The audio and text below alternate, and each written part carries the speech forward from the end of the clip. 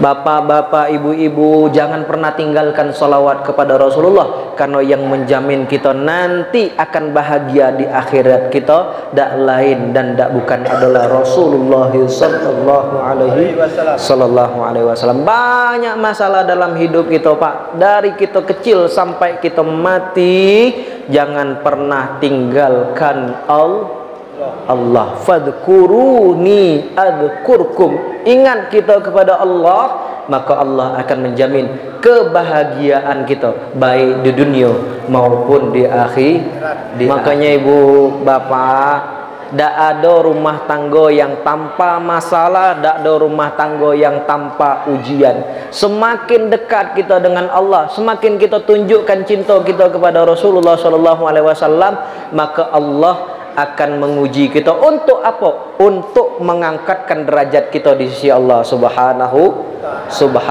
wa ta'ala. Pak, bisa jadi kita yang hari ini sholat terus di masjid, 100 tahun umur kita sholat di masjid, Pak, tak ada ujian nimpo kita, tak ada masalah yang nimpo kita, Pak. Sedangkan kita yang motong, sedangkan kita yang begawai di pasar, kita yang begawai di kantor, banyak masalah di rumah, banyak masalah di kantor. Selagi kita sabar, innama yuwaffas sabiruna ajrahum bighairi hisab. Kalau sholat jelas pahalanya Allah kasih, tapi kalau orang yang sabar dengan masalahnya, maka balasannya kata Allah bighairi hisab, tanpa batas. Maka bisa jadi, Pak, orang di luar sana lebih mulia daripada kita yang duduk di sini. Kenapa? Karena ketika dia diuji dengan satu musibah, dengan satu masalah, dia tak pernah meninggalkan sholatnya dan sabar atas ujian tersebut. Setuju, Bu? Jangan pernah tinggalkan sholat, Bu. Jangan pernah tinggalkan sholawat kepada Rasulullah sallallahu alaihi wasallam. Terakhir, Bu, Maulana Syekh Ali Jum'ah. Beliau ini mantan mufti Mesir, mantan mufti Mesir, ulama besar di Mesir sana, Pak. Beliau dalam kitabnya menuliskan satu kalimat, kullul a'mal bainar raddi wal qabul. Segala amal ibadah kita ini, Pak, bainar raddi wal qabul, antara Allah terima atau Allah tolak. Salat kita zuhur asar belum tentu Allah terima, Pak. Kita duduk di siko, Pak, pahalanya belum tentu Allah terima, Pak. Saya ceramah hari ko, pahalanya belum tentu Allah terima, Pak. Illa sholatan ala rasul, kecuali satu yang Allah terima, tak mungkin Allah tolak. Illa sholatan ala rasul, kecuali solawat memuji Rasulullah sallallahu alaihi wasallam. Falaisa laha illal qabul fasallu ala rasul. Tak ada mungkin Allah tolak, maka perbanyak salawat kepada Rasulullah sallallahu alaihi wasallam. Pak, Bu, kata Rasulullah, orang yang paling kaya bukan orang yang banyak hartanya. Orang yang paling kaya bukan orang yang banyak duitnya. Orang yang paling kaya bukan orang yang banyak kebun sawitnya. Orang yang paling kaya bukan orang yang banyak sumur bor minyaknya. Orang yang paling kaya bukan orang yang banyak PT dan perusahaannya. Orang yang paling kaya orang yang rajin sholat subuh. Yakin dengan jawaban Bapak Ibu tadi? Raka'ataini minal fajri khairum minad dunya wa ma fiha. 2 rakaat salat subuh itu, Pak, lebih kaya, lebih mulia daripada dunia beserta isinya.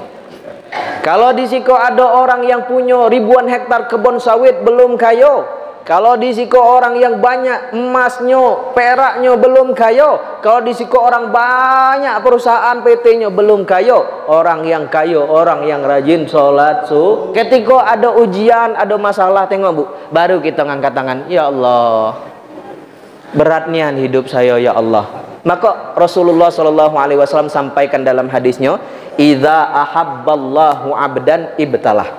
Kalaulah Allah cinta kepada hambanya, Allah akan uji hamba tersebut. Tengok cintanya Allah kepada Rasulullah. Kurang sayang apa makhluk yang paling agung, makhluk yang paling Allah cintai. Wa asyadduhum balaan al-anbiya, manusia yang paling banyak masalahnya, ujiannya adalah para nabi, salah satunya adalah Nabi Muhammad sallallahu alaihi wasallam. Jadi jangan ngira, Ustaz saya zikir teruslah, ke masjid teruslah, ibadah teruslah, sholat teruslah, tapi masalah saya tidak pernah selesai. Aduh, terus ujiannya. Bu, ada tak ibu-ibu yang hadir di sini tidak punya masalah? Tidak pernah kena ujian? Ada yang tidak pernah ujian di sini? Hah? Belum taman berarti. Ada yang hadir di sini tidak punya masalah, Pak? Tidak ada. Semuanya punya masalah. Semua yang hadir di sini bawa dosa. Tak tik kita yang hadir di sini bersih tanpa noda. Semua kita yang hadir di sini juga pernah punya masalah, Pak. Tak punya anak, ya Allah, Rabbila tadarni fardan wa anta khairul warisin. Ya Allah, bagi aku keturunan. Ketika Allah bagi kita keturunan, masalah tak kira-kira, Bu? Masalah. Beli susunya, nyekolahkannya. Masuk pesantren tak enak, nak masuk SMP baik. Kalau kalian naik motor bawa celurit, bagaimana cara mendidiknya? Man lazimal istighfar, orang yang rajin istighfar kepada Allah, ja'alallahu lahu min kulli dhiqin makhraja wa min kulli hammin faraja wa razaqahu min haitsu la yahtasib. Orang yang sering minta ampun kepada Allah, Allah jadikan di setiap yang sempit Allah lapangkan, yang sulit Allah mudahkan rezekinya, yang susah Allah mudahkan baginya jalan rezekinya.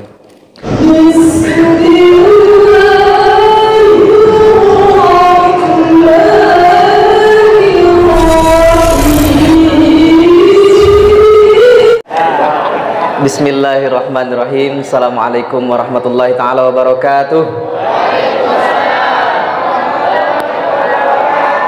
Kalau lah tadi Bu Lurah pakai pantun, tidak sempurna pula kalau ke saya tanpa pantun.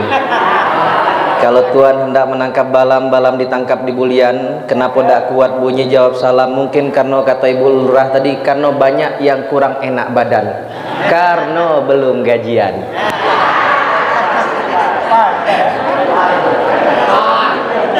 Daun jeruk, daun salam banyak tumbuh di belakang rumah Pak Husaini. Ibu-ibu yang tidak jawab salam, kita doakan balik lagi, suaminya berbini lagi.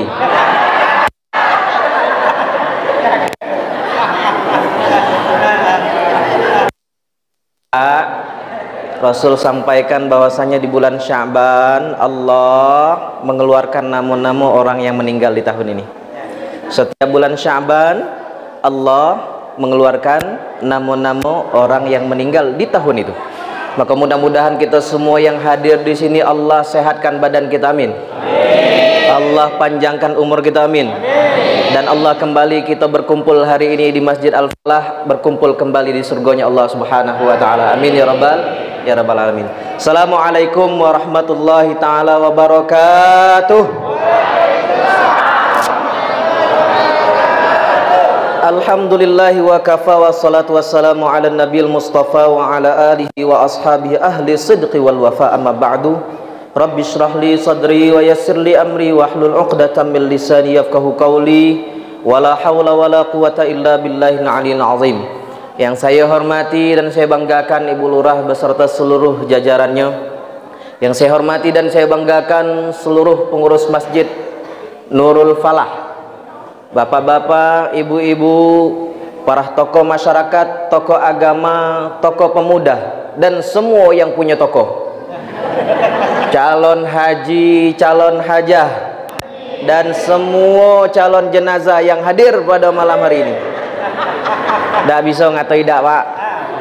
Nak kaya, nak miskin, nak tua, nak muda, yang namanya mati tetap mati. Biarlah gedang gelang di tangan ibu itu macam pelak motor. Kalau lah mati enak kalau cuma tinggal, Pak. 3 bulan sudah mati. Bini muda pula pakai. Masya Allah, bapak-bapak, ibu-ibu, hadirin wal hadirat. Yang gedang tidak saya simbau gelarnya, yang kecil tidak pula saya sebut namanya. Insya Allah kita semua yang hadir di Masjid Nurul Falah pada malam hari ini, kita semua dicintai oleh Allah Subhanahu wa taala. Saya doakan mudah-mudahan bapak-bapak, ibu-ibu yang hadir malam hari ini mudah-mudahan segera dipanggil Allah untuk menunaikan haji ke Baitullah. Amin ya rabbal alamin. Alhamdulillah, bersyukur kepada Allah dengan ucapan alhamdulillah. Bersalawat kepada Rasulullah dengan ucapan Allahumma salli ala sayyidina Muhammad wa ala ali sayyidina Muhammad. Saya dari malam-malam sebelumnya di Pal 4, kemudian di Rengas Condong, kemudian sebelumnya di Al-Mukhtar. Saya rasa mukonya orang-orang nilai isinya galau. Ini menunjukkan bahwasanya cintanya kita kepada Allah dan rindunya kita kepada Rasulullah sallallahu alaihi wasallam. Maulana Syekh Sya'rawi, Maulana Syekh Sya'rawi almarhum, beliau sudah wafat. Beliau digerari dengan Asadul Mimbar, singonya mimbar Al-Azhar. Beliau adalah alumni Al-Azhar, guru di Al-Azhar Mesir. Beliau pernah bertemu waktu itu di majelis ulama, muktamarnya para ulama waktu itu. Beliau bertanya kepada salah satu ulama yang hadir ketika itu, wahai Syekh, engkau tahu bahwasanya badan kita yang tersentuh kepada jasad Rasulullah sallallahu alaihi wasallam, maka Allah haramkan jasad kita tersentuh oleh api neraka. Saya pengen bertanya kepada beliau, jasad, air bekas mandinya Rasulullah sallallahu alaihi wasallam ketika beliau dimandikan jenazahnya, kemana perginya? Terdiam Syekh tersebut mendengar pertanyaan daripada Syekh Sya'rawi. Wahai Syekh Sya'rawi, saya balik dulu ke hotel malam ini, saya bermunajat kepada Allah, saya berharap bermimpi kepada Rasulullah. Kalaulah nanti saya sudah dapat jawabannya, akan saya jawab kepada engkau. Balik ke hotel. Malamnya beliau bermimpi bertemu dengan Rasulullah SAW dengan seorang pemuda yang bawa dalwun, membawa ember. Beliau bertanya kepada Rasulullah SAW, ya Rasulullah, air bekas mandi jenazahmu itu kemana perginya? Apa jawab Rasulullah SAW? Air bekas mandi jenazahku itu Allah angkat ke langit, kemudian turun ke bumi, yang setiap tetesan dari air tersebut disitulah didirikannya sebuah masjid. Allahumma salli ala sayyidina Muhammad wa ala ali sayyidina Muhammad. Disampaikan esok harinya kepada Syekh Sya'rawi, sudah dapat jawabannya, kata Syekh Sya'rawi. Sudah wahai Syekh Sya'rawi. Apa jawabannya? Rasul sampaikan bahwasanya setiap air yang Allah angkat ke langit daripada jenazahku itu, setiap tetesannya disitulah didirikannya masjid. Kata Syekh Sya'rawi, kau tahu tak siapa pemuda di samping Rasulullah itu? Tak tahu saya. Koha orangnya. Oh, Maulana Syekh Sya'rawi. Bapak-bapak, ibu-ibu yang hadir di masjid ini, bukti bahwasanya di sini ada tetesan jasad Rasulullah SAW. Mudah-mudahan kita semua yang hadir di masjid ini, Allah haramkan jasad kita tersentuh api neraka. Amin ya rabbal alamin. Bu, ibu, masih kuat bu? Kalau rasa saya cukuplah ceramah dari Ibu Lurah tadi. Bu, ngapa kita kumpul-kumpul di sini bu? Saya nak ngetes ibu-ibu majelis taklim nih, BKMT kita nih, yang kita banggakan, yang cantik-cantik galau, alhamdulillah. Soleha galau, alhamdulillah. Bu, saya baca Quran boleh dilanjutkan? Boleh? Boleh? Boleh. Bismillahirrahmanirrahim. Qul a'udzu birabbin nas.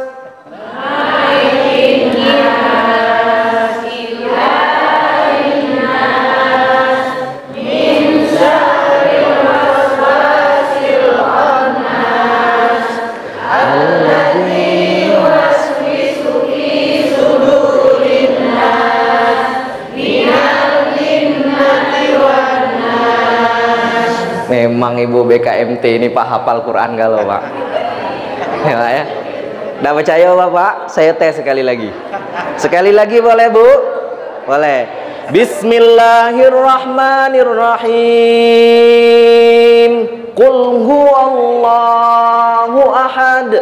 Allahus samad. Lam yalid wa lam yulad wa lam yakul lahu kufuwan ahad. Tidak salah saya kan pak hafal Quran kalau? Sekali lagi boleh bu, yang lebih kuat, lebih kompak, lebih semangat boleh?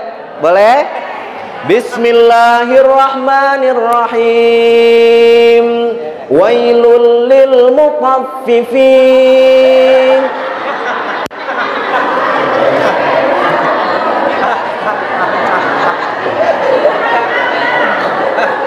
Husnuzon saya ini tidak mau nunjuk hafalannya ke bapak-bapak yang ada. Masya Allah, alhamdulillah. La yaq'udu qaumun yadhkuruna Allah illa haffathumul malaikah wa ghasyiyatuhumur rahmah wa nazalat alaihimus sakinah wa dzakarahumullahu fi man 'inda. Orang yang hadir di majlis Isra wal Mi'raj, orang yang hadir di majlis taklim, orang yang ikut yasinan, orang yang ikut istighatsahan, yang menyebut nama Allah, bersalawat kepada Rasulullah, maka orang-orang tersebut Allah banggakan nama-namanya di hadapan para malaikatnya. Bu, disebut yang terhormat senang enggak, Bu? Lantas bagaimana kalaulah yang nyebut nama kita, yang membanggakan kita itu adalah Allah. Bu, senang enggak disebut oleh Allah? Senang dipanggil Allah?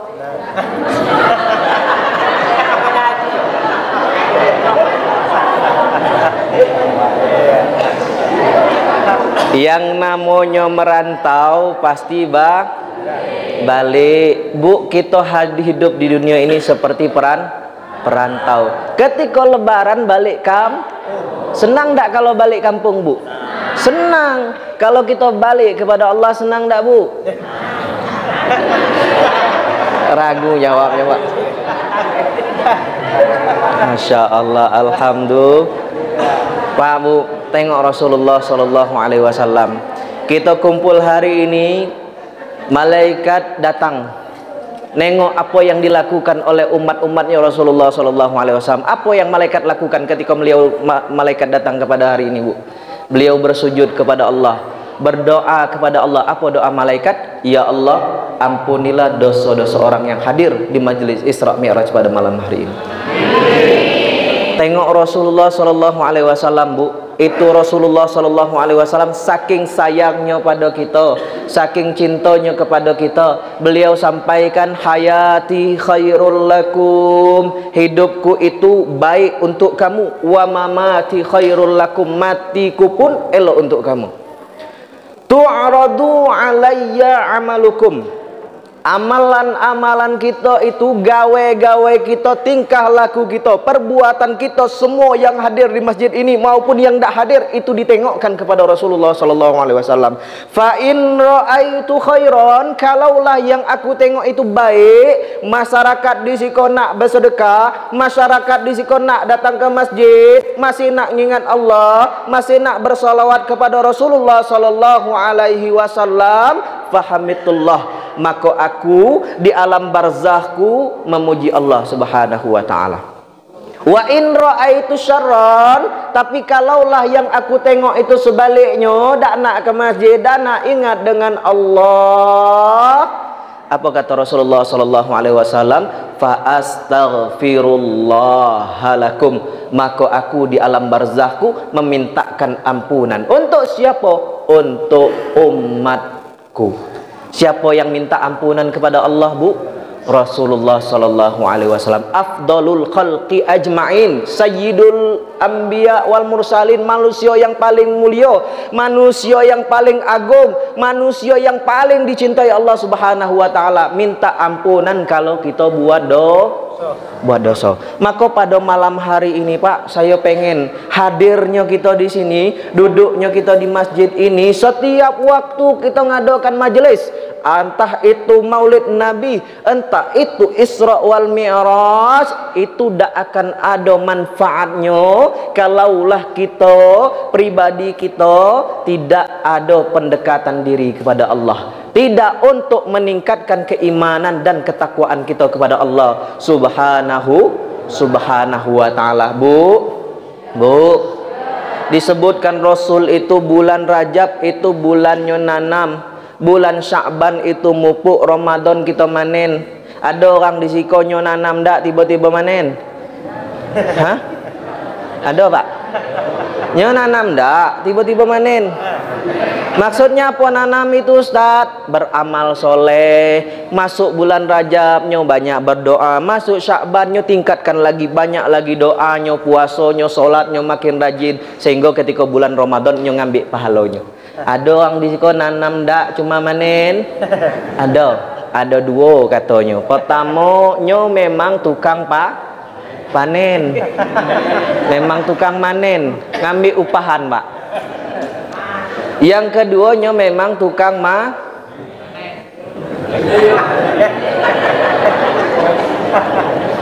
itu saya udah nyebut orang. Ada orang yang sih kok, Pak, angkat tangan, Pak. Maka di bulan Rajab, di bulan Sya'ban kita mesti perbanyak doa. Apa doa yang diajarkan oleh para ulama, Bu? Allahumma barik lana fima razaqtana. Fina? Iya, betul doa itu. Allahumma barik lana fima razaqtana. Betul doa itu, Pak. Betul. Ma doa mah makan. Allahumma barik lana fi Rajab wa Sya'ban wa ballighna Ramadana wa fi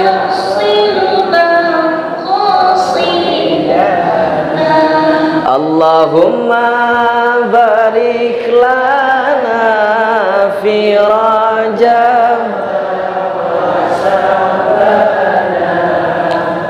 wa ballighna Ramadan fir lana dhunubana wa ballighna Ramadana. Bu, mudah-mudahan kita semua yang hadir di sini Allah sampaikan umur kita menuju bulan Ramadan. Amin. Dan pengennya saya kita kumpul di sini, Pak. Semua yang lalu-lalu kita tinggalkan. Kalaulah hari ini masih ada yang gawe nyelot, ada, Pak, di sini, Pak.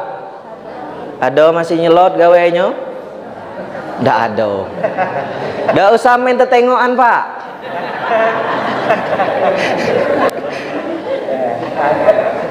Rumah terjual, kebun terjual, kapan pula bininya terjual? Ustadz serah ustadz lah, ustadz di ustadz, sayo di sayo, lu di lu, gue di gue. Ngingati, Bu, wa tawasau bil haq wa tawasau bis sabr. Yang masih ada gawe-gawe tersebut sudah tinggalkan. Yang masih ada narkoboy di sini, Pak. Nyo padek pula caranya pertama ndak mayar dak. Cicip lah dulu kata dia. Dibaginya nyicip dulu. Kurang lagi, pengen lagi, cicip lagi. Yang ketiga baru nyo suruh beli. Ya Allah, Bu, tengok anak-anak kita hari ini, Pak. Masuk berita di mana-mana. Yang dibawa bukan lagi kitab, yang dibawa bukan lagi buku, yang dibawa apa, Pak? Celurit. Tengah malam itu kumpul di mana? Di Taman Payu kumpul. Iruk bengak di sana. Kenapa, Pak? Kenapa, Bu? Maka hari ini, Pak, kita doakan anak-anak kita. Mudah-mudahan anak-anak tersebut jadi anak yang soleh, yang kelak bisa ngangkat tangannya, Robbil firli wali walidaya warhamhuma kama rabbayani shaghira. Itu yang kita harapkan. Yang gawenya masih ada hari ini dengan suaminya, suka bentak suaminya, yang suaminya suka bentak istrinya, yang suka menyakiti kedua orang tuanya, itu masih saya tengok sampai hari ini, Pak. Saya waktu itu ada waktu umroh, ada orang bawa orang tuanya. Kadang itu sedih hati saya nengoknya. Orang tua sudah tidak bisa ngapa-ngapain lagi, Bu. Mau tidak mau harus bantuan anak-anaknya. Anak-anaknya tidak peduli lagi dengan kedua orang tuanya. Maka yang masih berbuat demikian, balik dari majelis ini, perhatikan anak-anaknya, perhatikan suaminya, perhatikan kedua orang tuanya. Kita minta ampun kepada Allah Subhanahu wa taala. Mudah-mudahan dosa kita yang lalu Allah ampunkan dosa-dosa kita. Man lazimal istighfar, orang yang rajin istighfar kepada Allah, ja'alallahu lahu min kulli dhiqin makhraja wa min kulli hammin faraja wa razaqahu min haitsu la yahtasib. Orang yang sering minta ampun kepada Allah, Allah jadikan di setiap yang sempit Allah lapangkan, yang sulit Allah mudahkan rezekinya, yang susah Allah mudahkan baginya jalan rezekinya. Ibu, Pak, kita kumpulnya di sini bukan sembarang duduk kita di sini, Pak. Kita duduk di sini disaksikan oleh Rasulullah sallallahu alaihi wasallam. Kita duduk di sini disaksikan oleh para malaikatnya Allah. Ini bentuk cinta dan rindu kita kepada Rasulullah sallallahu alaihi wasallam. Ada seorang Arab ketika majelis Rasulullah sallallahu alaihi wasallam, Arab Badui, orang suku pedalaman. Katanya mic yang ini ditambahin. Wah, kok 1, 2, 3. Tambah sekali. Kaki mic banyak, HP mati.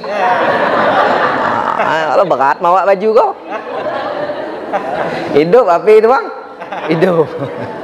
Bu, Ibu, Rasulullah sallallahu alaihi wasallam, ada seorang Arab Badui, suku pedalaman, bertanya kepada Rasulullah sallallahu alaihi wasallam, "Ya Rasulullah, ya Habiballah, wahai Rasul, kapan kiranya hari kiamat itu terjadi?" Kapan kiranya hari kiamat itu terjadi? Apa jawab Rasulullah sallallahu alaihi wasallam? Apa yang sudah engkau persiapkan untuk menyambut kedatangan hari kiamat? Apa jawab orang Badui tersebut?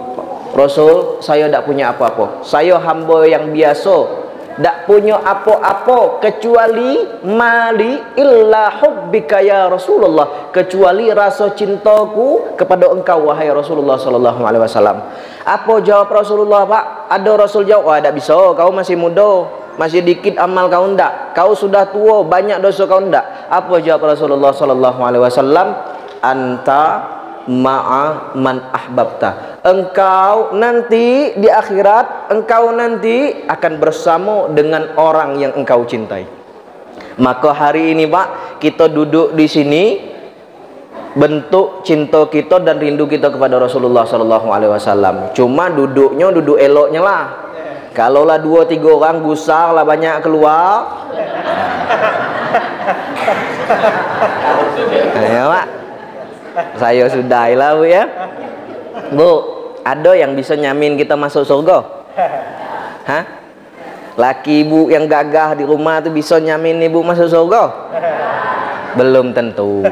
Bisa, cuma belum tentu. Bu Lura ada. Bisa, Bu, nyamin kami galau-galau di sini masuk surga? Belum tentu bisa. Bisa, Ustaz, tapi belum tentu. Siapa lagi? Pak RT ada? Ada galau Pak RT? RT 15, RT 25, RT 27. Ada galau? RT 8 ada juga. Tak ada dosa pilih lagi, Bu. Bu, siapa yang bisa jamin kita semua masuk surga? Tak lain dan tak bukan adalah Rasulullah sallallahu alaihi wasallam. Apa kata malaikat Israel ketika datang hendak mencabut nyawa Rasulullah sallallahu alaihi wasallam? Itu Jibril tak berani ketemu dengan Rasul, Pak. Tak sanggup, tak tega hatinya ketika akan dicabut nyawa Rasulullah sallallahu alaihi wasallam. Sudahlah Israel, kau pergilah dewek ke rumah Rasulullah sallallahu alaihi wasallam. Ketika Israel datang ke rumah Rasulullah sallallahu alaihi wasallam, ngetuk pintu Rasulullah sallallahu alaihi wasallam, "Assalamualaikum ya Rasulullah." Rasul terbaring sakit, terbujur kaku di pembaringan. Siapa yang bukakan pintunya, Pak? Tak lain adalah anaknya Sayyidah Fatimah. Masuk malaikat Israel. Apa yang diucapkan oleh malaikat Israel? "Ya Rasulullah, aku diperintahkan oleh Allah untuk mencabut nyawamu." Apa jawab Rasulullah sallallahu alaihi wasallam? "Kemuliaan apa yang akan Allah berikan untuk mencabut nyawaku?" Maka turunlah kalamullah, turunlah firman Allah melalui hadis qudsinya. Apa jawab? Kata Allah, "Ya Rasulullah, inni haramtul jannata ala sairil anbiya hatta tadkhulaha anta." Wahai Rasul, surgaku itu aku haramkan dimasuki oleh nabi-nabi yang lain sebelum Muhammad sallallahu alaihi wasallam masuk dalam surga duluan. Bu, Pengen masuk surga duluan, Bu? Mau masuk surga duluan, Bu? Hah? Mau? Tapi pengen masuk surga? Pengen. Nah, ada ingat lagi dengan suaminya. Tapi Rasul ini beda, Pak. Ketika beliau ditawari surga masuk duluan oleh Allah Subhanahu wa taala, apa jawab beliau? Kalaulah aku masuk surga duluan, lantas bagaimana dengan umatku? Kalaulah aku masuk surga duluan, lantas bagaimana dengan masyarakat yang terus yasinan, yang terus Isra Mi'raj, yang terus Maulid Nabi, yang tujuannya untuk memupuk kecintaannya kepada Allah dan kepada Rasulullah? Maka turunlah hadis qudsi selanjutnya, ya Muhammad, inni haramtul jannata ala sairil umam hatta tadkhulaha ummatuka. Wahai Muhammad, surgaku itu aku haramkan dimasuki oleh umat-umat Nabi yang lain. Umat Nabi Adam kaget dulu, umat Nabi Musa agek dulu, umat Nabi Ibrahim ngantri dulu sebelum umatmu Muhammad masuk ke dalam surga duluan. Siapa yang menjamin kita masuk surga, Bu? Dak lain dan dak bukan adalah Rasulullah sallallahu alaihi wasallam. Ini kalau kita cerita tentang kemuliaan Rasulullah tidak ada habisnya, Pak. Hasan bin Sabit itu, Pak, salah satu sahabat Rasulullah sallallahu alaihi wasallam. Beliau ketika selesai bermajlis dengan Rasulullah sallallahu alaihi wasallam, beliau disuruh oleh orang-orang untuk ngumpat Rasulullah. Disuruh oleh orang-orang kafir Quraisy, orang-orang musyrik untuk nengok apa kekurangan Rasulullah. Hasan bin Sabit ini penyair terkenal di Arab, Pak, di Mekah. Orang yang paling hebat buat syair ketika itu. Maka disuruhnya buat syair untuk mencari kekurangan dan aib-aib Rasulullah SAW. Tapi ketika Rasulullah selesai dari majelisnya, beliau tengok wajah Rasulullah SAW. Apa kata Hasan bin Sabit? Wa ajmalu min kalam taraqatu ainu. Aku tak pernah nengok orang yang paling gagah, yang paling elok, yang paling rupawan kecuali engkau, wahai Muhammad sallallahu alaihi wasallam. Wa ajmalu min kalam talidin nisa'u. Aku tak pernah nengok manusia yang dilahirkan, bayi seorang yang masih kecil, yang imut-imut, yang paling gagah, yang paling bersih kecuali Muhammad sallallahu alaihi wasallam. Khuliqta mubarra'an min kulli aibin. Seolah-olah Rasul itu diciptakan tapi mesan, Pak. Rasul itu diciptakan mesan. Coba kalau kita di siko nak dilahirkan anak mesan, kira-kira mesan macam mana gitu, Pak? Badan nak gagah, tinggi, putih, hidung nak mancung, ya dah, Pak. Tak pula tinggi nian, tak pula pendek nian, tak pula kurus nian, tak pula gemuk nian, bisa mesan. Itu Rasulullah sallallahu alaihi wasallam, khuliqta mubarra'an min kulli aibin, dak tik cacat, dak tik buruknya. Hasan bin Sabit muji Rasulullah sallallahu alaihi wasallam. Maka muncullah selawat setelahnya. Apa bunyi selawatnya? Qamarun, qamarun, qamarun sidnan nabi, qamarun wajamil, wajamil, wajamil sidnan nabi, wajamil. Itu menunjukkan betapa hebat dan indahnya Rasulullah. Kal qamar, seperti bulan purnama. Dan hebatnya, Pak, di bulan Sya'ban ini tidak kalah dengan bulan-bulan yang lain. Di bulan Sya'ban inilah ketika Rasul, kafir Quraisy tidak percaya dengan Rasul. Rasul dulu, nabi-nabi yang lain menunjukkan mukjizatnya. Kini engkau ngaku kepada nabi dan sebagai Rasul, tunjukkan mukjizatmu. Maka ketika Rasulullah sallallahu alaihi wasallam hendak menunjukkan mukjizatnya, Allah sampaikan melalui firman-Nya, iqtarabatis sa'atu wan syaqqal qamar. Ketika itu Nabi menunjukkan mukjizatnya dengan membelah bulan. Kapan terjadinya? Terjadinya di bulan Sya'ban. Di mana tempatnya? Nama tempatnya Jabal Qubais. Mungkin bapak-bapak yang pernah haji, yang pernah umroh sampai ke tempat itu. Nengok di samping ada rumah Rasulullah sallallahu alaihi wasallam, di sebelahnya ada Jabal Qubais, tempat istana Jo yang kalau ada presiden tamu negara datang di situ tidurnya. Namanya Jabal Qubais, tempat Rasulullah Shallallahu Alaihi Wasallam membelah bulan. Cuma hidupnya Rasul, Bu, tidak semudah yang kita gampangkan. Rasul pernah menjadi yatim piatu. Rasul juga pernah diancam dari tempat kelahirannya, juga pernah diusir dari tempat kesayangan, tempat lahir maknya Siti Aminah. Kenapa Rasul mengalami hal-hal demikian? Untuk menjadi tauladan bagi orang-orang yang ada di sekitarnya. Ada anak yatim, tauladannya Rasulullah. Ada pemimpin, tauladannya Rasulullah. Ada seorang suami, tauladannya Rasulullah. Rasulullah menjadi tauladan bagi seluruh umatnya. Maka jangan kira ujian yang Allah berikan kepada kita itu, Pak, tujuannya untuk menjauhkan kita dari Allah. Tak. Allah memberikan kita ujian untuk kita mendekatkan diri kepada Allah. Allah memberikan kita masalah, tujuannya agar kita dekat dengan Allah, bukan menjauh dari Allah. Ketika ada ujian, ada masalah, tengok, Bu, baru kita ngangkat tangan, ya Allah, beratnya hidup saya, ya Allah. Maka Rasulullah Shallallahu Alaihi Wasallam sampaikan dalam hadisnya, idza ahabballahu abdan ibtalah. Kalaulah Allah cinta kepada hambanya, Allah akan uji hamba tersebut. Tengok cintanya Allah kepada Rasulullah. Kurang sayang apa? Makhluk yang paling agung, makhluk yang paling Allah cintai. Wa asyadduhum balaan al-anbiya. Manusia yang paling banyak masalahnya, ujiannya adalah para nabi. Salah satunya adalah Nabi Muhammad sallallahu alaihi wasallam. Jadi jangan ngira, Ustaz saya zikir teruslah, ke masjid teruslah, ibadah teruslah, sholat teruslah, tapi masalah saya tidak pernah selesai. Aduh, terus ujiannya. Bu, ada tak ibu-ibu yang hadir di sini tidak punya masalah? Tidak pernah kena ujian? Ada yang tidak pernah ujian di sini? Hah? Belum taman berarti. Ada yang hadir di sini tidak punya masalah, Pak? Tidak ada, semuanya punya masalah. Semua yang hadir di siko bawa dosa. Tak tik kita yang hadir di siko bersih tanpa noda. Semua kita yang hadir di siko juga pernah punya masalah, Pak. Tak punya anak, ya Allah, Rabbila tadarni fardan wa anta khairul warisin. Ya Allah, bagi aku keturunan. Ketika Allah bagi kita keturunan, masalah tak kira-kira, Bu? Masalah beli susunya, nyekolahkannya.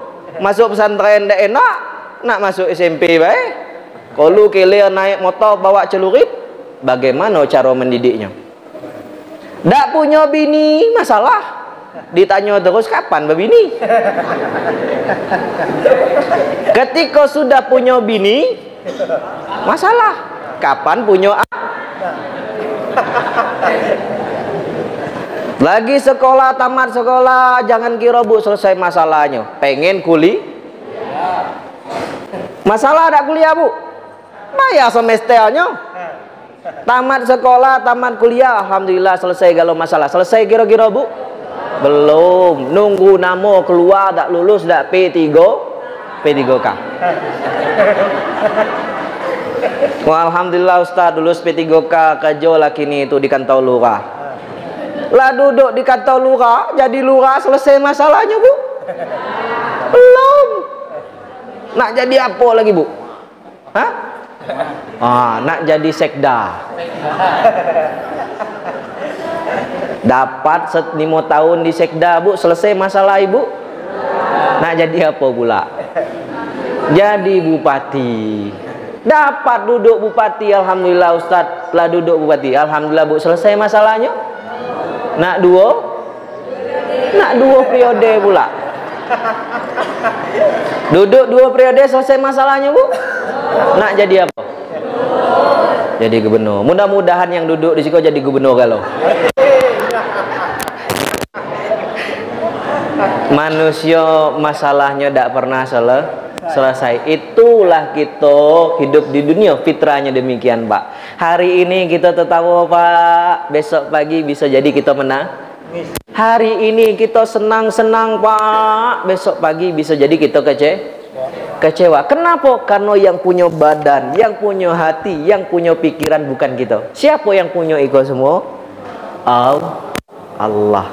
Maka kita jadikan Allah selalu ada di dalam kehidupan kita.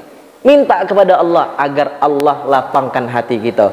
Bagaimana doanya? Rabbishrahli sadri wa yassirli amri wahlul 'uqdatam min lisani yafqahu. Itu bentuk manusia biasa. Minta kepada Allah. Tengok manusia yang luar biasa, menunjukkan Muhammad itu basyarun lakal basyar. Manusia tapi bukan manusia biasa. Kita Pak manusia biasa masih minta kepada Allah, ya Allah lapangkan hati saya. Tapi Rasulullah sallallahu alaihi wasallam ketika beliau banyak ujiannya, banyak masalahnya, apa kata Allah? Alam nashrah laka sadrak wa wada'na alladhi anqadha wa rafa'na fa inna ma'al fa idza faraghta wa ila rabb. Belum Rasul minta ya Allah lapangkan hati saya, apa kata Allah? Alam nashrah laka sadrak, bukankah aku sudah melampangkan hatimu wahai Muhammad? Menunjukkan manusia luar biasa itu adalah Muhammad sallallahu alaihi wasallam. Belum minta sudah Allah bagi.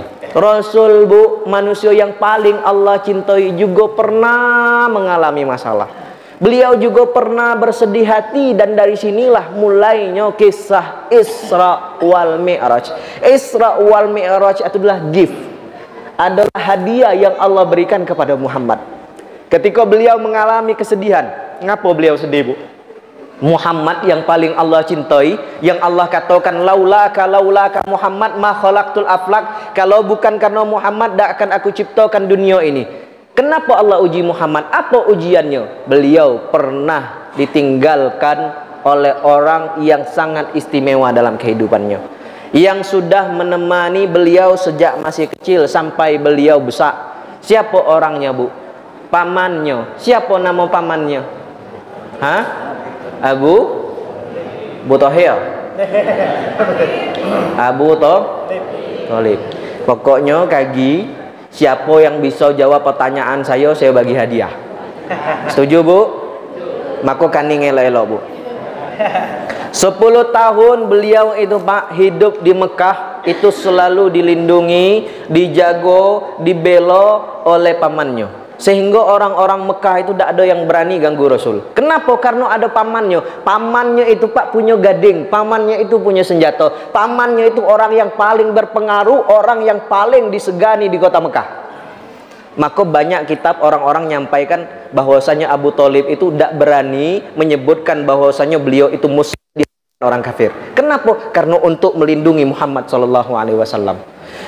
Abu Thalib itu 10 tahun menjaga Rasulullah dari gangguan orang kafir, sehingga satu pun tidak ada orang kafir Quraisy di kota Mekah yang berani ganggu Rasulullah SAW. Kenapa? Karena ada paman yang membelanya, namanya Abu Thalib.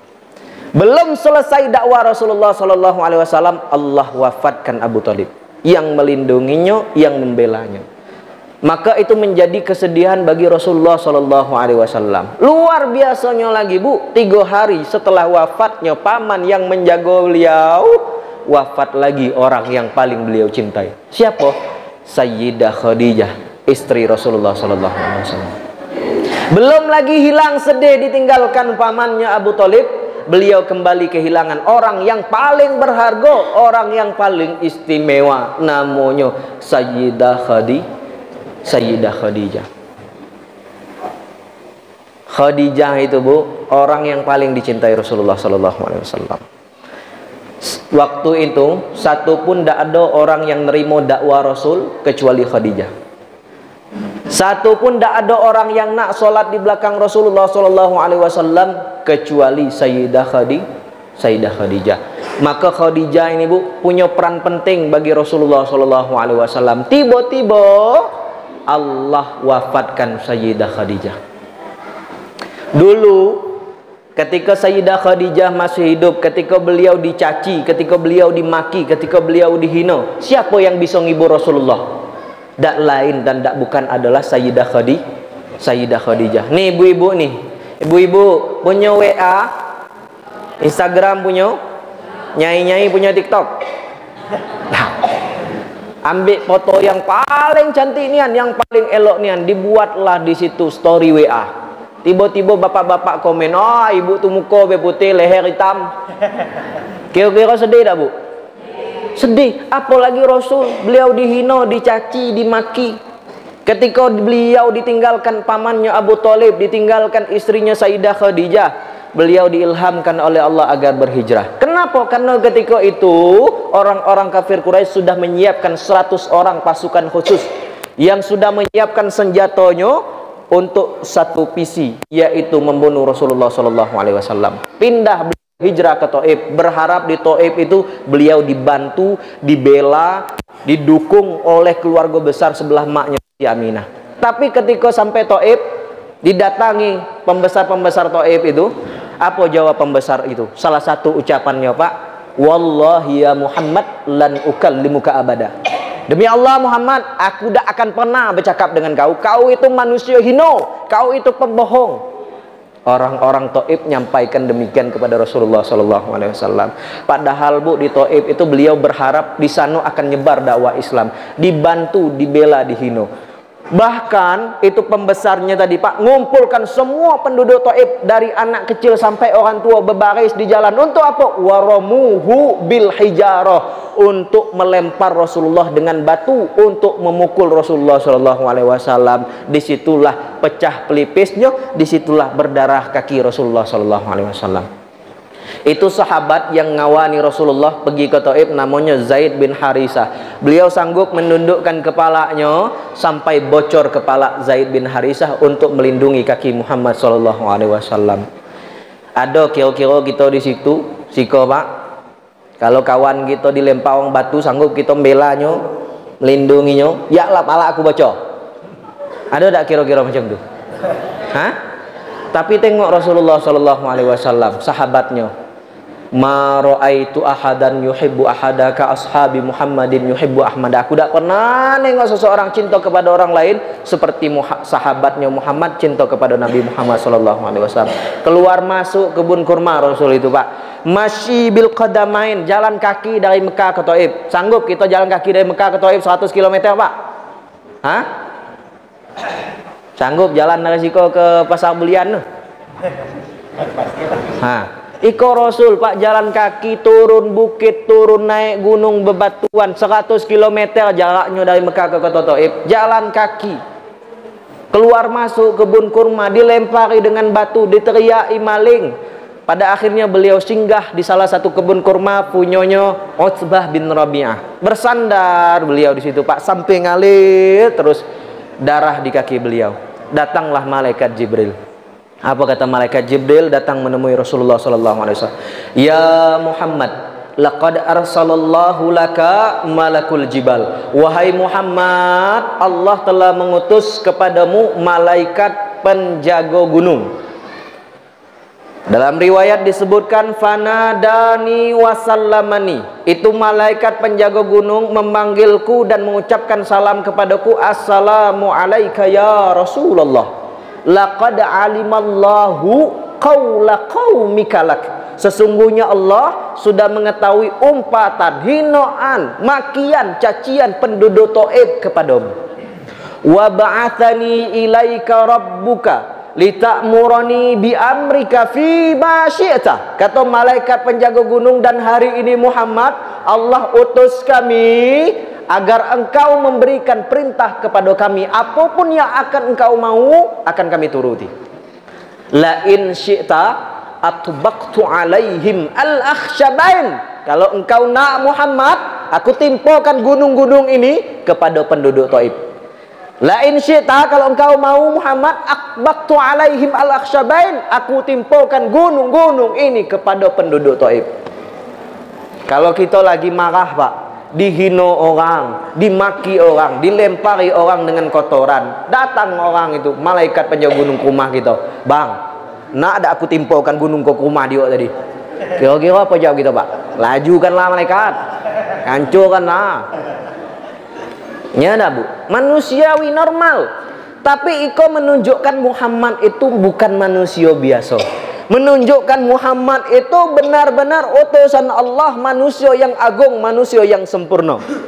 Maka ketika itu Pak, apa jawab Rasulullah sambil bersandar di pohon kurma tersebut? Bal arju ayyukhrijallahu min aslabihim may ya'budullah wa la yusyrik bihi syai'ah. Justru aku berharap wahai malaikat, nanti akan keluar dari tulang-tulang sulbi penduduk Taif ini orang yang beriman kepada Allah dan tidak pernah menyekutukan Allah.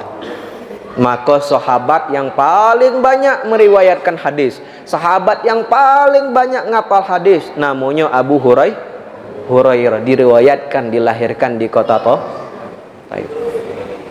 Abdullah bin Abbas, dari kecil beliau ikut Rasulullah. Dari kecil beliau ikut rapat-rapat pembesar kaum muslimin. Ada Abu Bakar di situ, ada Umar di situ, ada Utsman di situ, ada Ali bin Abi Thalib di situ, ada pula Abdullah bin Abbas yang masih kecil.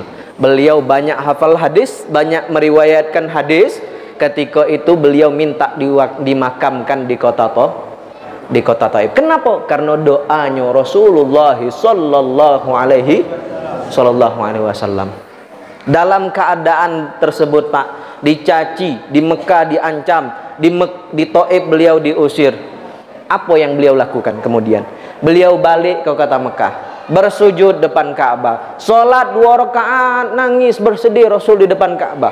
Tapi Rasul tidak putus asa, beliau berdoa kepada Allah. Berat masalahnya Pak, ditinggalkan istrinya Rasulullah sallallahu alaihi wasallam, dicaci, dimaki, diusir dari kampung halaman dewek tempat beliau lahir. Yang ngusir bukan orang lain, siapa Pak? Pamannya dewek, namanya Abu Lahab. Kita diusir dari kampung halaman kita Pak, kira-kira bagaimana perasaan kita Pak? Rasul berjuang Pak, beliau tidak putus asa. Ketika beliau ditinggalkan keluarganya, beliau memikirkan bagaimana Islam ini berkembang. Maka dulu ketika ada Khadijah, beliau sampaikan, ya Khadijah, kenapa mereka menolak dakwahku? Apakah aku ini terlalu keras? Apa jawab Rasulullah? Apa jawab Khadijah? Tidak ya Rasulullah, engkau sudah menyampaikannya dengan lembut. Lantas bagaimana Islam ini akan berkembang kalau mereka menolak dakwahku? Apa jawab Khadijah? Tenang Rasulullah, la tahzan ya Rasulullah, jangan sedih ya Rasulullah, jangan putus asa ya Rasulullah, jangan patah semangat ya Rasulullah. Suatu saat nanti Allah akan menangkan agama ini. Bersujud beliau di depan Ka'bah, bersimpuh beliau depan Ka'bah, sholat 2 rakaat, minta kepada Allah, ya Allah, di Mekah aku diancam, di Taif aku diusir, Khadijah sudah pergi meninggalkanku, Abu Thalib sudah pergi meninggalkanku, lantas mesti bagaimana lagi perjalanan dakwah ini ya Rasulullah? Maka turunlah malaikat Jibril. Apa kata malaikat Jibril? Ya Rasulullah, Rasul masih bersimpuh, bahkan tertidur saking lelahnya perjalanan dakwah beliau dari kota Taif ke Mekah. 3 kali malaikat Jibril manggil Rasulullah, ya Rasulullah, Rasul masih tertidur Pak. Ya Nabi Allah, Rasul masih tertidur. Terbangun beliau dari tidurnya, Jibril, naam ya Rasulullah. Kata Jibril, aku diperintahkan Allah untuk menjemputmu melakukan perjalanan menuju langit. Kata Jibril, ya Rasulullah, aku diperintahkan oleh Allah untuk menjemputmu melakukan perjalanan menuju langit. Maka ketika beliau dalam keadaan sedih, beliau dalam keadaan drop, beliau dalam keadaan down, Allah hibur Muhammad dengan memberikan 1 tiket jalan. Jadi kalau kita di rumah Bu, sedih, kita banyak masalah, kita minta tiket jalan. Cuma jalan-jalannya Rasulullah bukan ke Bali, jalannya Rasulullah bukan ke Korea, jalan Rasulullah bukan senang-senang, bukan staycation kalau anak gini kok. Jalan Rasulullah SAW ada 2. Pertama, perjalanan di bumi, minal masjidil haram ilal masjidil aqsa. Yang kedua, perjalanan menuju langit, yang itu jauh-jauh Rasulullah naik ke langit. Apa yang Allah kasih? Wahai Jibril, jemput kekasihku, aku akan memberikan obat yang paling ampuh dari seluruh permasalahan yang ada di dunia ini dengan 1 obat, namanya sholat. Maka kalau ada masalah dalam rumah tangga, dalam hidup kita Pak, contohlah dari peristiwa Isra wal Mi'raj. Ustadz, saya tidak mampu melakukan perjalanan ke Masjidil Haram, saya tidak mampu melakukan perjalanan menuju ke Masjidil Aqsa sebagaimana Rasulullah SAW. Lakukanlah perjalanan di bumi yang paling dekat dengan rumah ibu itu, di mana di situ ada masjid. Dari rumah berjalan bapak ibu ke masjid, maka bapak ibu sudah melakukan Isra. Di masjid berdoa, di masjid berzikir, di masjid kita minta ampun, berdoa kepada Allah, maka bapak ibu sudah melakukan Isra wal Mi'raj. Saya ini rasanya zikir sudah, sholat sudah, tapi kenapa masalah hidup saya ini tidak pernah selesai-selesai? Bu, Pak, puncak daripada segala ibadah itu adalah keikhlasan. Salat kita, zikir kita, puasa kita, haji kita, puncaknya adalah keikhlasan. Hayya 'alas shalah. Kaget lah dulu, masih lama waktu zuhur. Selu dah dulu, ngota dulu kita. Datuk tu ngasih nak azan di masjid tu. Bau kau tadi azan, kini azan pula. Kira-kira ikhlas tak tu Pak? Ke kebon, itulah bajunya. Ke WC, itulah bajunya. Mana baju itulah telur puyuh pula. Dibawa pula solat. Kira-kira ikhlas tak Bu? Maka keikhlasan itu mesti kita latih. Khusyuk itu mesti kita latih. Ketika solat Allahu Akbar, baru tak ingat bini bagi duit 100.000. Beli rokok tadi 35.000. Mana sosoknya kau tadi? Padahal ketika Allahu Akbar, Allah yang maha gedang, tak ada yang paling hebat, tak ada yang paling besar, tak ada yang paling mulia kecuali Allah. Masalah saya itu kecilnya kalau dibanding dengan kekuasaan Allah. Allahu Akbar. Kita ingat kebesaran Allah Subhanahu wa ta'ala. Maka Bapak Ibu, saya pengennya di majelis Isra wal Mi'raj hari ini Pak, semakin kita meningkatkan solat kita. Kalau Senin biasanya solat, Rebo tinggal, Kamis semayang pula, Jumat tinggal, Sariko Senin, Rebo, Selasa, Rebo, Kamis mulai rajin sembahyang. Bu, tak ada gunanya berbaju batik kalau tak pakai selendang. Tak ada gunanya wajah cantik kalau tak rajin sembahyang. Tak ada gunanya berbaju batik kalau tak pakai selendang. Tak ada gunanya wajah cantik kalau tak rajin sembahyang. Tak ada gunanya berbaju batik kalau jilbabnya tak warna merah. Tak ada gunanya wajah cantik kalau tak rajin ibadah. Bu, tengok hari ini Pak, masjid begitu megah, masjid begitu mewah. Orang-orang kaya hari ini berburu fastabiqul khairat, berlomba-lomba dalam kebaikan. Kita kok Pak, ya Allah, miskin rasanya Pak. Tadi jatah cuma 10 orang, 100 orang komentar Pak RT, minta bantuan. Miskin rasanya kita nih Bu. Mana token berbunyi tiap hari, rumah ngontrak, tak rajin semayang. Ya Allah, banyak nian ujian aku ya Allah, banyak nian masalahku ya Allah. Kenapa ya Allah tak sanggup lagi kiranya aku menjalankan hidup ini ya Allah. Kata Allah, cabut, sebut ke malaikat Jibril. Kata dia tak sanggup lagi, cabut. Jumat kau semayang, Jumat esok hilang, pergi paling lambat, balik ada orang di siko Pak? Tak ada. Di dusun saya ada. Di siko insya Allah sama baik. Pak, nak jadi orang kaya apa nak jadi orang miskin? Sedang elo lah. Bu Lurah, nak jadi orang kaya apa nak jadi orang miskin? Orang kaya. Nak jadi betulnya nak jadi orang kaya? Yakin dengan jawaban ibu? Yakin? Pak, nak jadi orang kaya apa nak jadi orang miskin? Mana Pak RT? Mana Pak RT? Pak RT. Wah, gagal Pak RT gitu loh. Alhamdulillah. Siapa namanya Pak? Izin Pak. Pak RT 0 berapa? Pak RT 18. Bapak naik dia orang kaya apa miskin? Kayo. Pas-pasan. Yakin dengan jawaban Bapak? Yakin. Ud'uni astajib lakum, kata Allah. Doa banyak-banyak aku bagi, kata Allah. Orang kaya apa orang miskin? Pas-pasan. Pas nak mobil aduh. Pas nak motor aduh. Itu orang kaya, Pak. Pak, Bu, kata Rasulullah, orang yang paling kaya bukan orang yang banyak hartanya.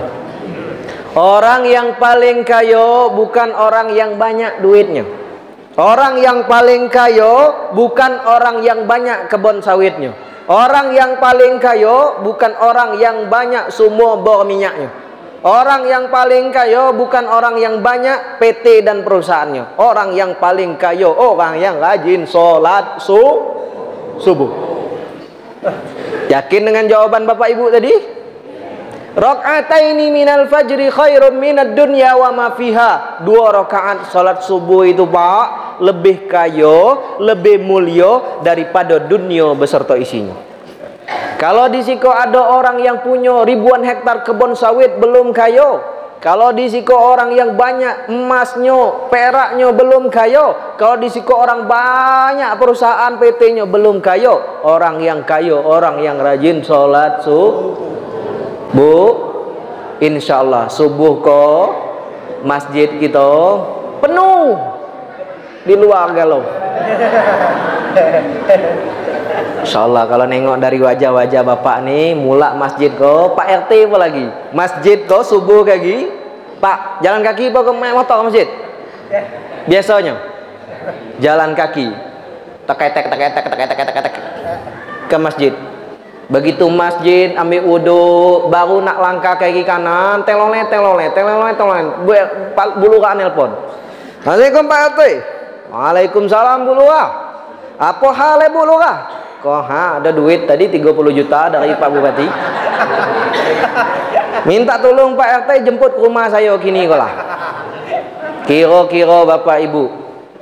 Kira-kira. Tetap masuk masjid. Apa balik mundur? Hah?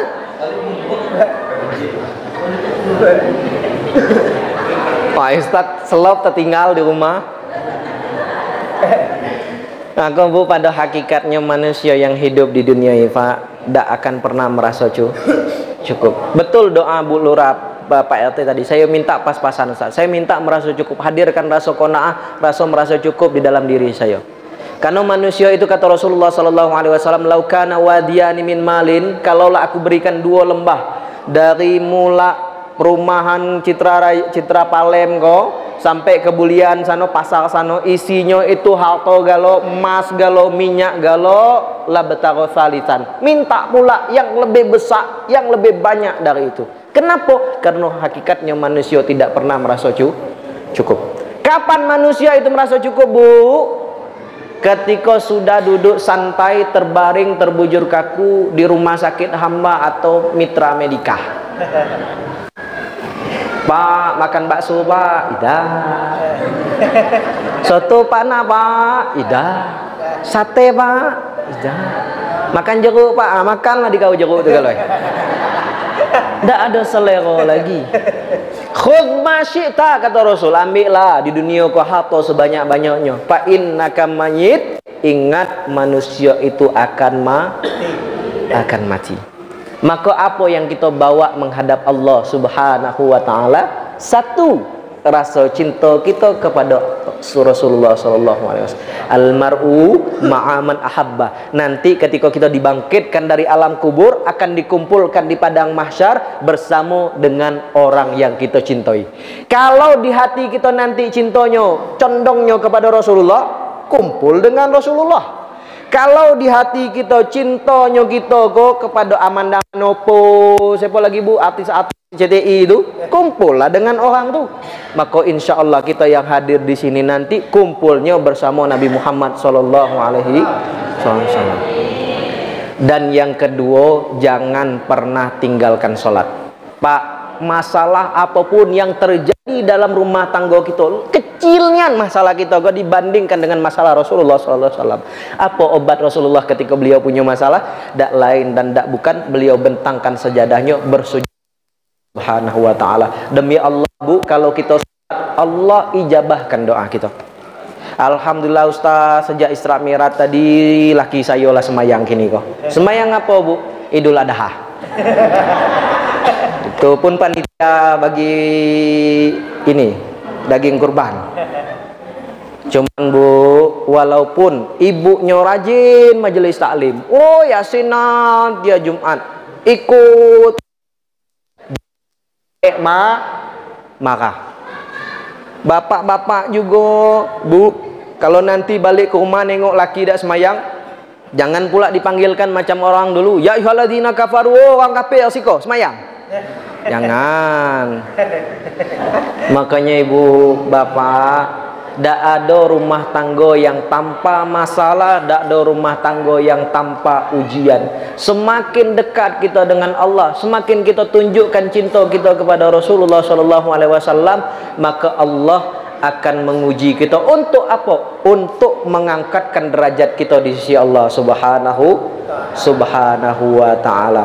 Pak, bisa jadi kita yang hari ini sholat terus di masjid, 100 tahun umur kita sholat di masjid Pak, tak ada ujian nimpo kita, tak ada masalah yang nimpo kita Pak. Sedangkan kita yang motong, sedangkan kita yang begawai di pasar, kita yang begawai di kantor, banyak masalah di rumah, banyak masalah di kantor. Selagi kita sabar, innama yuwaffas sabiruna ajrahum bighairi hisab.